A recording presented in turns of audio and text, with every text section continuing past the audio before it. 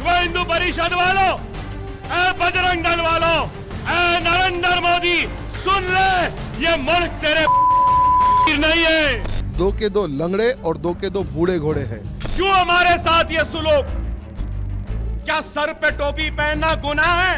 तुम जैसे को, तुम जैसे देशद्रोहियों को सिर्फ तेलंगाना से नहीं भारत देश से मैं भगाऊंगा। जितना ये मुल्क तेरा है उतना ही ये मुल्क मेरा भी है। तुम्हारा सर हमारे पैरों के नीचे ना रह जाए तो राजा सिंह मेरा नाम ना बदले। हम भी तो देखना चाह रहे कि जोर कितना बाजुए कातिल में है। तेलंगाना में रहना है तो वंदे मातरम, भारत माता की जय और गौ पूजा, इन अकबरुद्दीन ओवैसी हो या असदुद्दीन ओवैसी हो या एमआईएम का कोई भी लीडर हो, उनको पूजा करना पड़ेगा। मैं नहीं लगाता नारा, क्या कर दिया? मेरे गले में छुरी भी रख देंगे तो नहीं बोलूंगा मैं, क्योंकि हिंदुस्तान के कॉन्स्टिट्यूशन में कहीं पर भी लिखा हुआ नहीं है भारत माता की जय बोलना। तेलंगाना के चुनाव में नफरत की इंतहा। तो तवाज़ुन क़ुव्वत किसके पास है? बेशक मैं बादशाह नहीं, लेकिन अल्हम्दुलिल्लाह बादशाह कर हो, जिसको चाहे तख्त पे बिठा सकता हो, जिसको चाहे तख्त पे औना गिरा सकता हो। मेरे जो अपोजिशन में दो घोड़े हैं, दो के दो लंगड़े और दो के दो बूढ़े घोड़े हैं, ना चल सकते हैं ना फिर सकते हैं। तेलंगाना के चुनाव में सबसे जहरीले भाषण।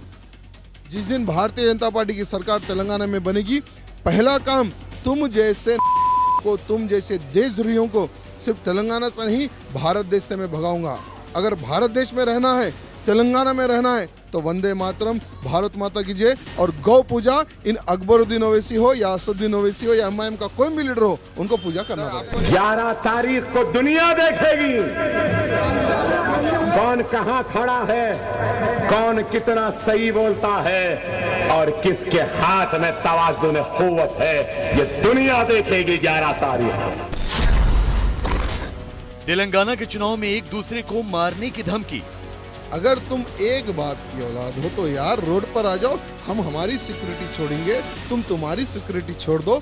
सिर्फ 5 मिनट का समय अगर आप हमें देते हो तो तुम्हारा सर हमारे पैरों के नीचे ना रह जाए तो राजा सिंह मेरा नाम ना बदले। मैं तो ये कहूँगा कि अगर हिंदुस्तान में सबसे बड़ी गंदगी है जिसको साफ करना है तो बीजेपी, संघ परिवार, आरएसएस की आइडियोलॉजी है, थिंकिंग है, ये सबसे बड़ी गंदगी है। इस गंदगी को साफ करना है। तेलंगाना में बीजेपी और ओवैसी बंधुओं की जंग। देखिए, अगर हम इनके खिलाफ नहीं बोलेंगे तो भारत देश का हिंदू ये समझेगा कि तेलंगाना में कोई हिंदू ही नहीं है। देश में 5 राज्यों के विधानसभा चुनाव चल रहे हैं। जात पात और धर्म से लेकर गोत्र की राजनीति खूब चल रही है, लेकिन तेलंगाना में माहौल बिल्कुल अलग है, या कहें तो गलत ना होगा कि यहाँ चुनावी फिजा बेहद जहरीली चल रही है।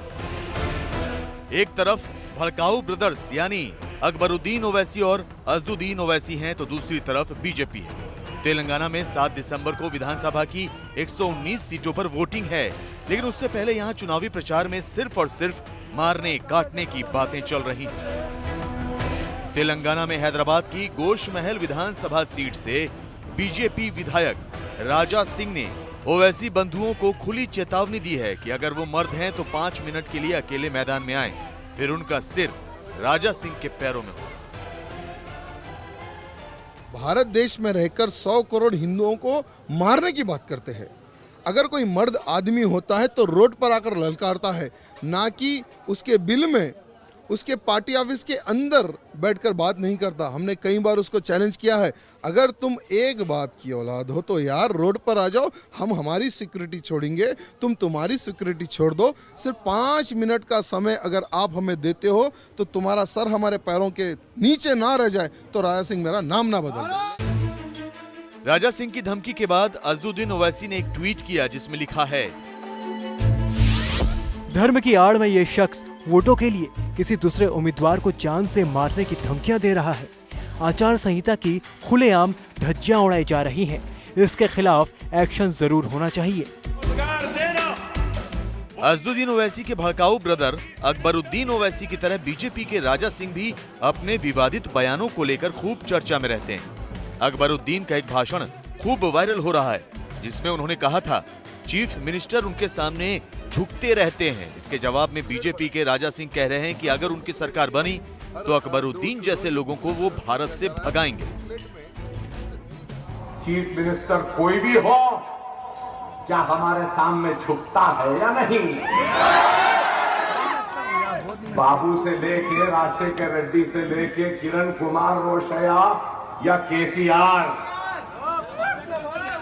सब सुनते हैं ना, झुकते हैं ना।